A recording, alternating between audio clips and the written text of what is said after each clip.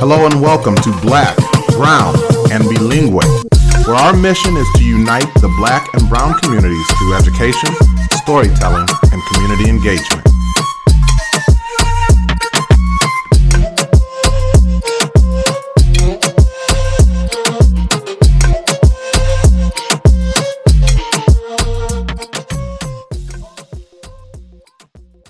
The vision of Black, Brown, and Bilingue is to be part of creating a world in which Black and Brown identities are affirmed, bilingualism and biculturalism are nurtured, and equity is the driving force behind all that we do.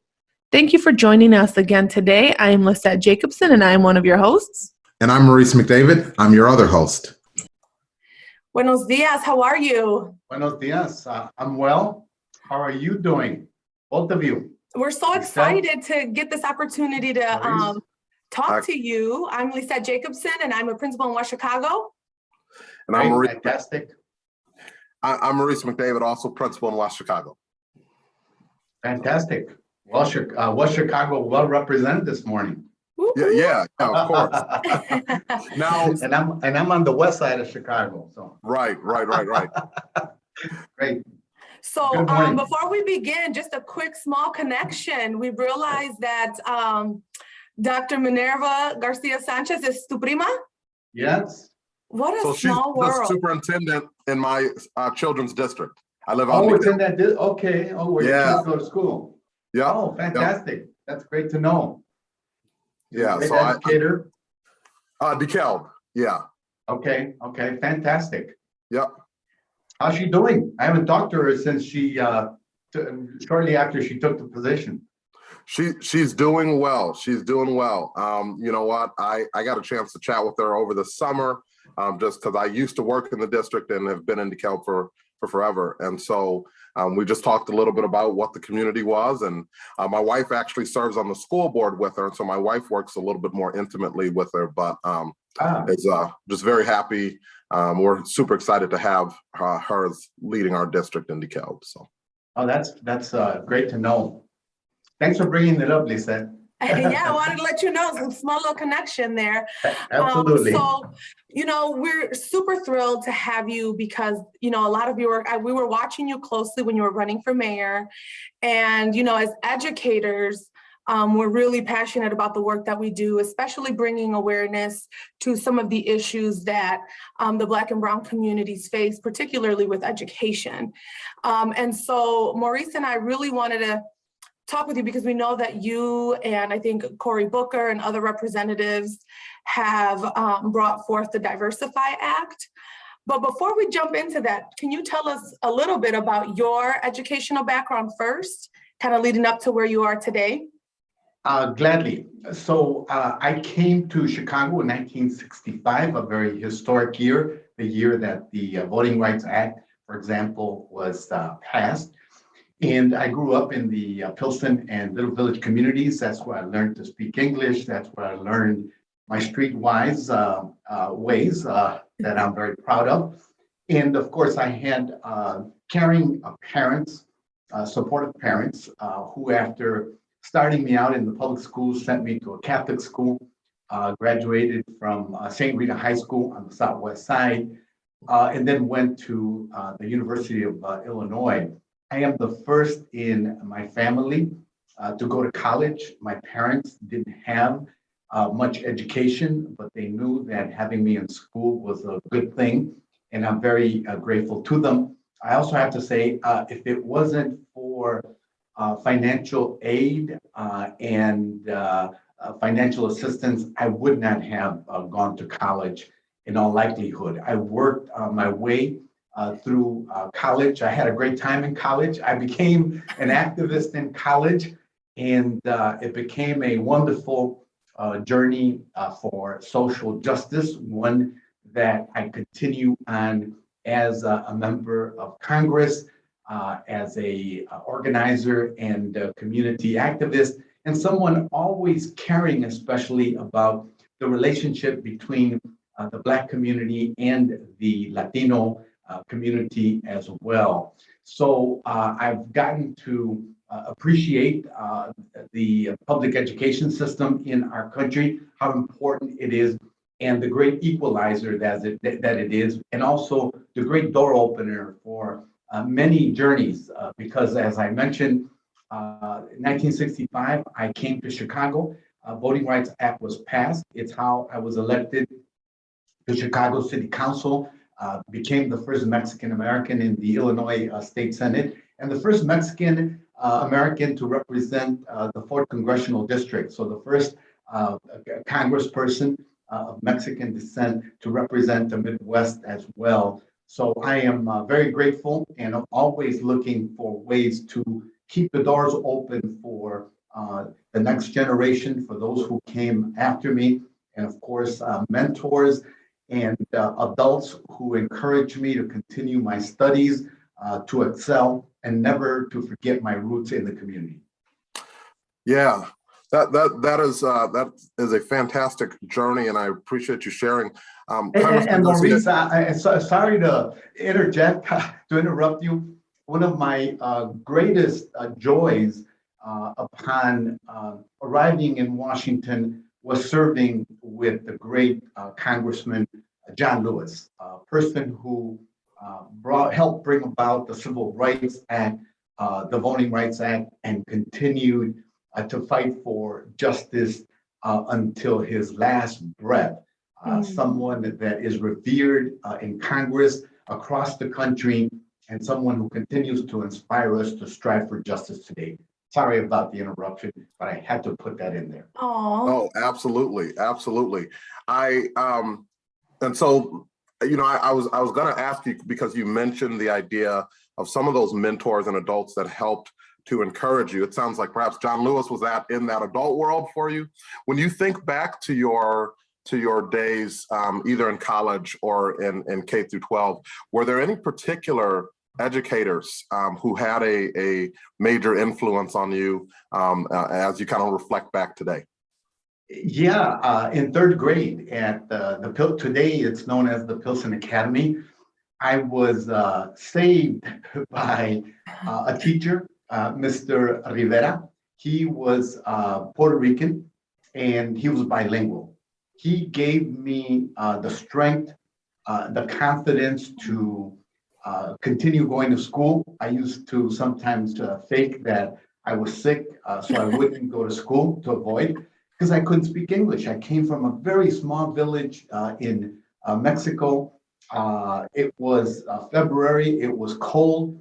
Chicago hawk was striking very severely, and it was intimidating.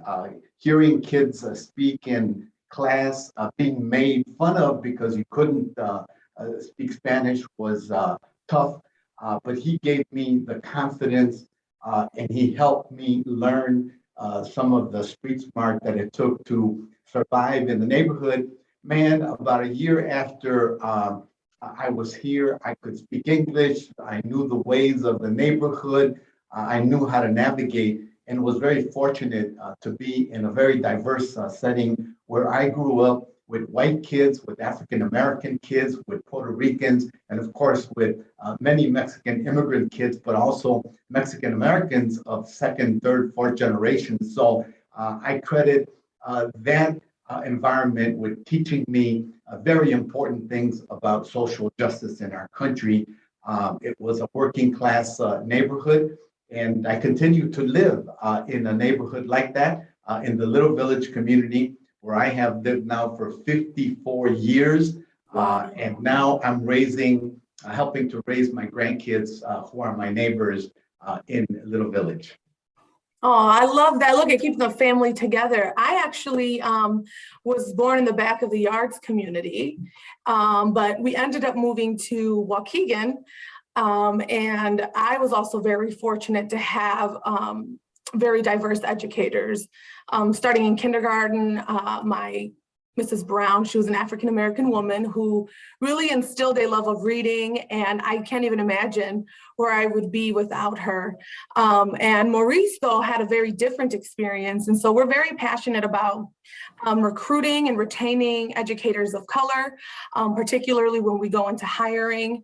And I want to kind of segue into this DIVERSIFY Act, because as I was reading about it, I was so excited that this has been put forth, and I hope that we can help propel this into public consciousness so that we can get this passed. Can you tell us a little bit about the act? Yeah, so the DIVERSIFY Act is a bill in Congress that will help create a well-prepared and diverse educator workforce by protecting and augmenting the Teach Grant, our nation's service scholarship for teachers. I'm very proud to have co-sponsors in the Senate, as you pointed out, Senator Cory Booker, and in the House, Jahana Hayes, one of our Golden Apple winners from the state of Rhode Island, I believe she hails from, a wonderful educator. And we are about diversifying our schools across the country. It's very, very important.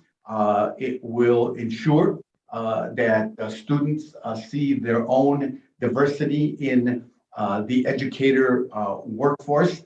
In Chicago, for example, less than 50% of teachers come from diverse backgrounds, while students of color make up nearly 90% of the student population. So it's very important what it would do.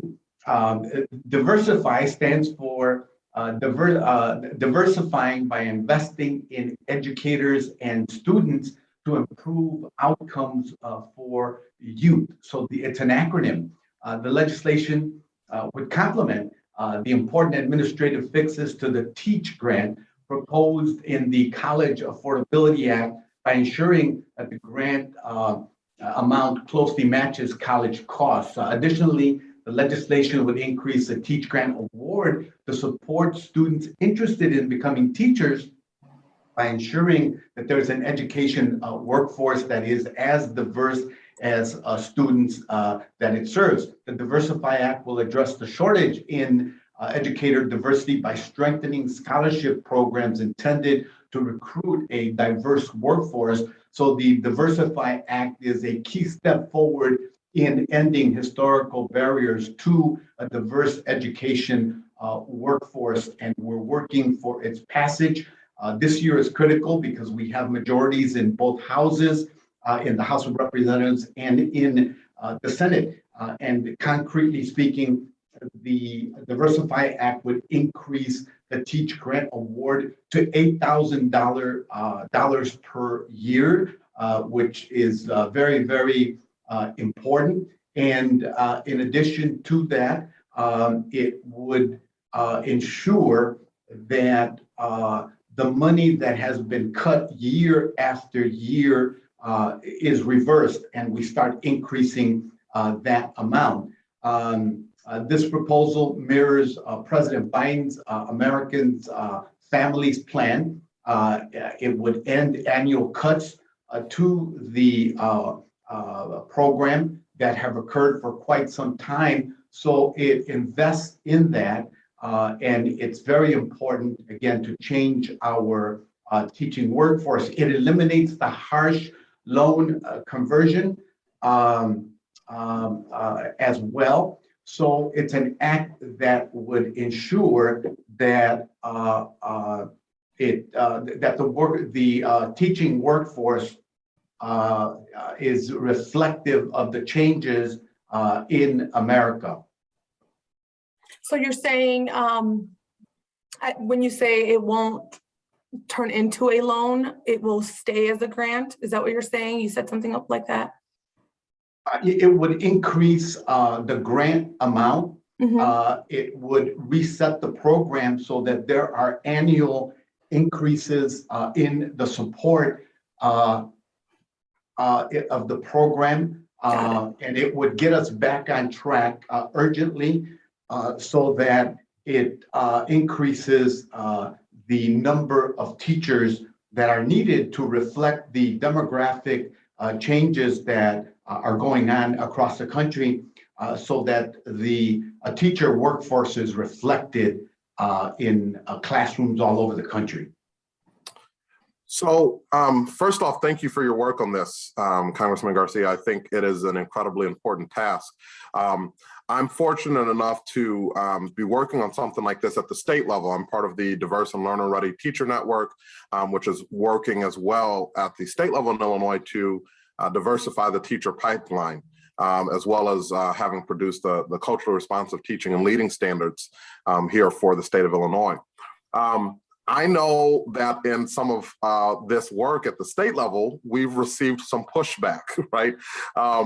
What do you say to those who perhaps have something negative to say about this? Or, one argument that we've heard is that then white teachers are going to miss out, right, on jobs. Is there kind of a response to that? Look, this is about equity. And this is about ensuring that children in public school systems across the country see people like them, like their parents, like their aunts and tios in the classroom as educational leaders. It's only right that teachers who are helping shape the minds of students be represented in those school systems. There is nothing wrong with that. So ensuring that the Teach Grant program covers the full cost of comprehensive preparation and reduces debt burdens by amending the program to cover the full cost of attendance, rather than just tuition, fees, and institutionally owned housing is essential. So we're talking about fairness, we're talking about equity, and we're talking about keeping up with what the census of 2020 has told us, that America continues to diversify in its population. It is essential that that occur in the field of teaching and education. Excellent.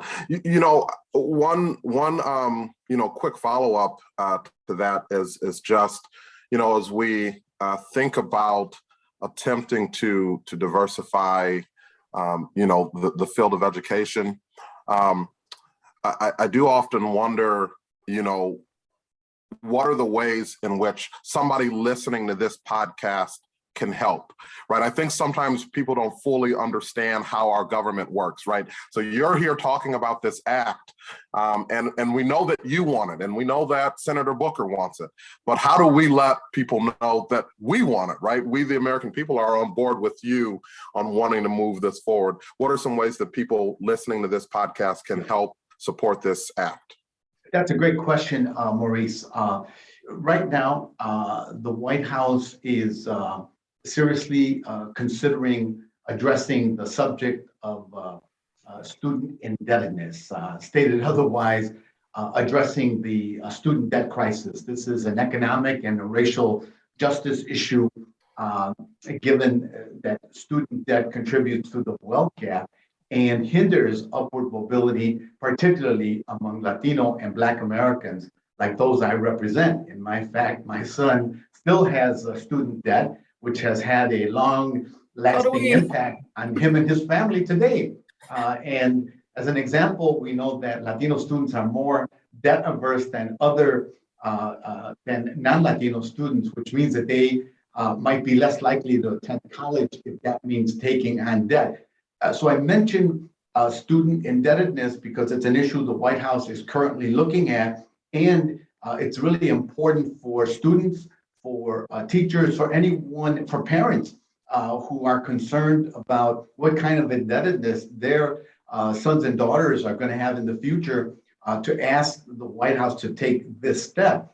By the same token, as we address the issue of student indebtedness, the DIVERSIFY Act is an act that should also be mentioned as we advocate the White House and both houses of Congress to make educational opportunity a real priority, because both are needed. One, to relieve current debt from that was accumulated by students when they were in school, and the second is creating helping to create that pipeline of teacher diversity in our school systems across the country. So the two go hand in hand very closely.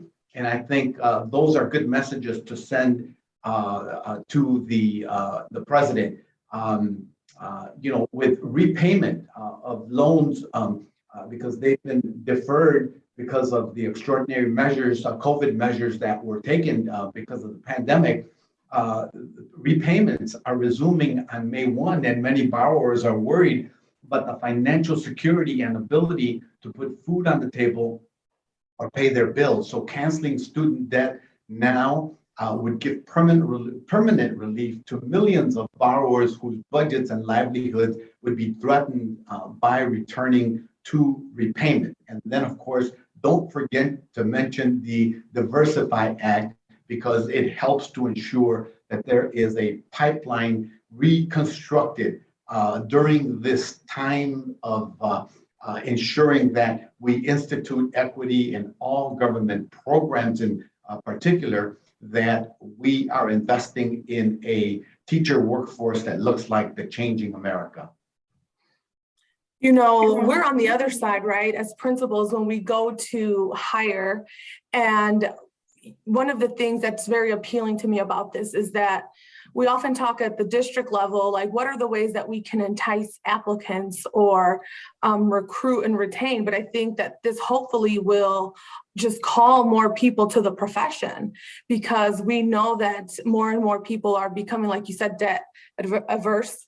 And we're hoping that this will actually bring in more potential people. We know that, like, for me, even when I wanted to become an educator, my family was like, are you sure that's a lot of money? Or they would say, if you're going to go into debt, why don't you go into a high paying field? Don't become a teacher, go somewhere where you can make more money so that you can pay off those loans. And I know that a lot of my friends kind of heard that same message. And so hopefully with this act, we'll even get more people into that College of Ed pipeline.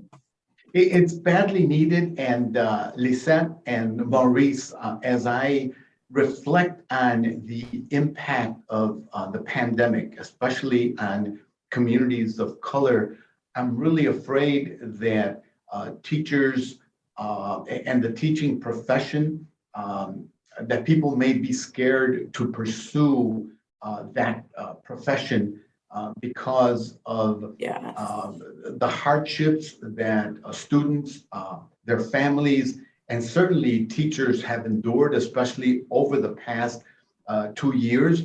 Just as we're seeing, medical people in the medical field, the health professionals say that, throw in the towel and say that they're moving into another profession, into another discipline because of the hardships of COVID. I too am afraid that the field of education could be impacted this way. The full impact of COVID on the lives of young people and children in our school system is likely to be impacted for years to come, which is one of the best reasons why we should act, and President Biden should act through executive order on relieving student indebtedness on the one hand, and then helping to build the pipeline of teacher diversity by helping to push through the DIVERSIFY Act in the U.S. Congress, because these are two concrete measures that will help ensure that the workforce, the education workforce of the future, will be reflective of students and America's needs. Yeah, 100%. I first off, I really appreciate you acknowledging the hardships of our educators. And I think when they go to listen to this episode, they're going to appreciate that too, because I think a lot of folk are very aware of what's going on for our students. But man, being a teacher over these last few years has been equally as challenging. And like you mentioned, we're seeing that happen in kind of this exodus.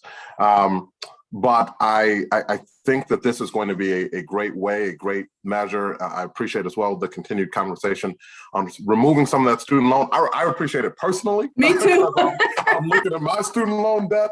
We're struggling millennials. Yeah, my son texts me every day from Minneapolis. He wants student debt forgiveness. My dad. Yeah, definitely. So I want to hit you with two more things real quick, and I know that we're running short on time. We appreciate you giving us some time this morning to chat with us. You mentioned earlier just talking about your process of growing up in a very diverse neighborhood. One of the conversations that Lissette and I have had, since talking about even starting the podcast, right? And it's I think evident in our title, Black, Brown, and Bilingue, is talking about that connection between the Black and Brown community, right? And so you talked about having grown up in a diverse community. Can you talk a little bit about, either some of the work that you've done or that you've seen in connecting las comunidades, I really enjoy being bilingual because it has given me access, right, to some of those things. And I walk in and they're like, where's this brother from? Is he from, the Dominican Republic or, Is he Cuban? Yeah. Can you talk just to that a little bit and kind of your experience growing up and some of the work that you've done working in a diverse city like Chicago? Yeah, so in my opinion, the relationship between Black and Brown communities is really, really important because it will foretell the future of communities, cities, neighborhoods into the future. Why? Because in many cities across the country, these two communities comprise the majority of residents of those cities. Whether we're talking about LA, whether we're talking about Houston, Texas, or Dallas, or Chicago, or New York, many other places, and increasingly, if you look at Georgia and the population in Atlanta and in many other communities across the country, as one example, it is essential that we have a greater understanding among these two communities, because if we can agree on advancing agendas that improve the quality of our life through equity measures and fairness and being represented at important tables where policy decisions are being made by important leaders, by elite, by powerful forces, be it in school boards, be it in higher education, be it in the corporate world, be it in the US Congress, who the mayors of cities are going to be and who are the council members, county board members, et cetera, where power decisions are made, it is essential that we work together to advance a common agenda. And I think that in many instances, this is possible. It's the right thing to do, and it ensures that all of us advance at the same time. In Chicago, there is this type of work going on in Lissette's backyard, in the back of the yards community, where residents of West Englewood and Mexicans and Mexican Americans from the back of the yards are working to address issues of violence, issues of housing, and then to engage in conversations about culture and language, because oftentimes those are real barriers that prevent us from getting to know and appreciate each other. Our lived experiences in America, the commonalities, the differences, and to appreciate that, but also to understand music and to understand culture and those expressions. I think those are some of the tools that help us understand the humanity that we all live. And once we begin to understand our lived experiences and our humanity and the things that we have contributed to this country, that's where good things begin to happen. So it's happening or in Lissette's former neighborhood in Chicago, but also over where I live on the near southwest side, where the Little Village or South Lawndale community is working together with the North Lawndale community, African American. And one of the best outcomes of that aspiring relationship was our fight to create the Little Village Lawndale, Greater Lawndale High School, where almost all the students who are there are Latino and African American. When there were efforts to pit the communities against each other, they were repudiated by both communities. And it's where young people are acquiring the cultural experiences to thrive and to continue to build alliances and to work together on projects that advance equity and that bring understanding and that can foster their relationship. And most importantly, I'm excited because many of those students are bilingual, completely bilingual, bicultural. And to me, that's the investment that we need to make today. And it will ensure that we have success and justice in the future. Oh, that is beautiful. That just gets us so excited. And, I like to simply put, there's enough pie to go for everyone. We all can get a piece of the pie. And so it's such a shame that historically there have been times where we have fought against each other when we all can experience upward mobility. And Lissette, we had some beautiful examples of action on the street led by young people, in 2020 and in 2021. In the wake of the murder of George Floyd, we saw that unity, we saw that vision, and we saw the marching, the slogans, the artistic expressions on the part of young people in particular. And to me, that was a concrete example of the potential that our young people are developing that will bring us together even more so. Excellent. So it is our tradition here, Congressman, to, before we let our guests go for the day, we always like to ask for a final thought. If there is one thing that you would really want the listener to walk away with, what would that be? And then we'll sign off. Don't despair. Keep the faith. I know that things are very, very difficult right now. I went to so many funerals and wakes during the past 2 years, people who perished from COVID. We saw the murder of George Floyd and many other young African Americans. Similarly, we saw the disparate effects of a law enforcement system that targets people of color all over the country. And we saw the massive protests that have occurred. And then we saw an insurrection take place in the US Congress. So our country and its democracy is on the one hand hanging by a thread. We saw the ugliness and the serious threat of white supremacy express itself in the worst manner in probably over half of a century that is threatening our democracy. Nevertheless, I believe that these things are forcing the country to come to terms with its past, with where it wants to be in the future.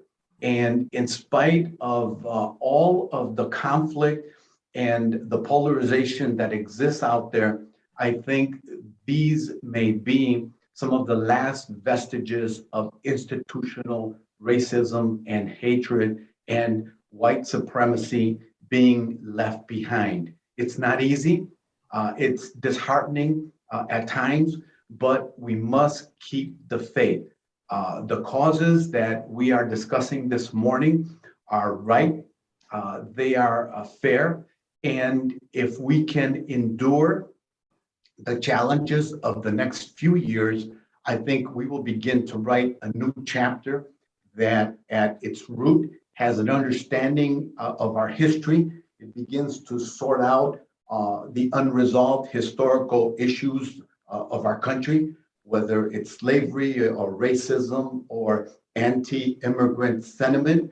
And it begins to, I think, create the foundations, as difficult as it may seem, for the country, the nation, and the society that we will become as we move down the road in the 21st century. So keep the faith. Oh, what a beautiful way to end this conversation.